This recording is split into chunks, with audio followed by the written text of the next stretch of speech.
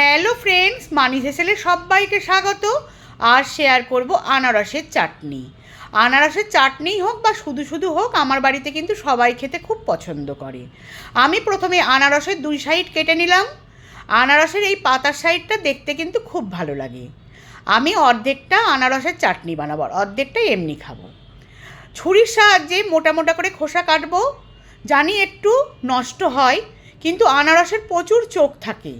এই মোটা মোটা করে যদি খোসা ছাড়ানোর সময় 95% চোখ বাদ চলে যায়। চোখগুলো যদি থেকে যায়, গলা অনেক সময় কুটকুট করে। আর বাদ বাকি যেই থাকে সেগুলো আমি ছুরির সাহায্যে পরিষ্কার করে নেব। এরপর অর্ধেকটা আমি গ্রেট করে নিলাম, আর অর্ধেকটা টুকরো টুকরো করে নেব। এই টুকরো টুকরোগুলো যদি মুখে পড়ে, খেতে কিন্তু খুব ভালো লাগে। এটা তো গেল কাটার পর্ব। এরপর এই সব উপকরণ দিয়ে বানাবো আনারসের চাটনি। কড়াইয়ে বসিয়ে তার মধ্যে সামান্য সর্ষের তেল দেব।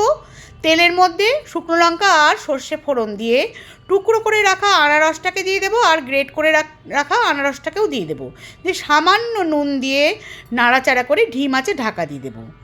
কিছুক্ষণ পর ঢাকা তুলে দেখব প্রচুর জল বেরিয়েছে। এতে আমি আলাদা করে কোনো জল দেব না। এরপর চিনি দিয়ে দেবো।